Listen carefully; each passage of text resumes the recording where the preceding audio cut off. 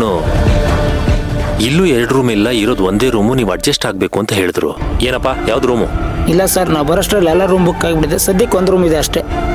ಆಮೇಲೆ ನಾನು ಕಾರಲ್ಲಿ ಮಲಗ್ತೀನಿ, ನೀನು ರೂಮಲ್ಲಿ ಆರಾಮಾಗಿರು ಅಂತ ಹೇಳಿ ನಾನು ಹೊರಟೆ. ಒಂದ್ ಕೆಲ್ಸ ಮಾಡೋಣ, ನಾನು ನೆಲದ ಮೇಲೆ ಮಲ್ಕೊಂತೀನಿ, ನೀವು ಮಂಚದ ಮೇಲೆ ಮಲ್ಕೊಡಿ, ತೊಂದ್ರೆ ಇಲ್ಲ. ನನಗಿದೆಲ್ಲ ಸರಿ ಹೋಗಲ್ಲ. ನಾನು ಕಾರಲ್ಲೇ ಮಲ್ಕೋತೀನಿ, ನನಗೇನು ಹೊಸ್ತಲ್ಲ, ನನಗೆ ಅಭ್ಯಾಸ ಇದೆ, ಏನು ಪರವಾಗಿಲ್ಲ. ಸರಿ ಸರ್.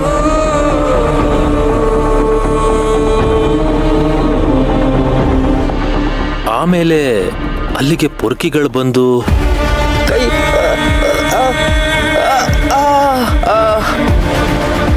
ನನ್ನನ್ನು ಫೋರ್ಸೆಬಲಿ ಆ ರೂಮ್ ಒಳಗಡೆ ಹೋಗೋ ಹಾಗೆ ಮಾಡಿದ್ರ ಅಥವಾ?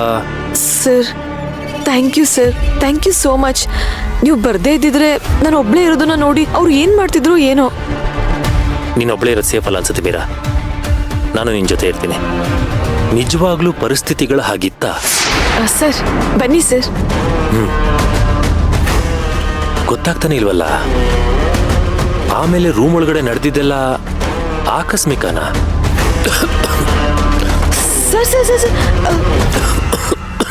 ತಗೊಳ್ಳಿ ಸರ್, ನೀರ್ ಕುಡೀರಿ ಸರ್. ನಿಧಾನ ನಿಧಾನ ಸರ್, ಕುಡೀರಿ. ಅಯ್ಯೋ ಸಾರಿ ಸರ್, ಸಾರಿ ಸಾರಿ ಸಾರಿ. ಅಯ್ಯೋ ಗೊತ್ತಾಗ್ಲಿಲ್ಲ. ಅದ್ ಹೇಗ್ ನಾನು ಶರ್ಟ್ ತೆಗಿತಿದ್ದ ಹಾಗೇನೆ ಹೇಳ್ ಕಳ್ಸಿರೋ ತರ ಪೊಲೀಸ್ನವ್ರು ಬಂದ್ರು.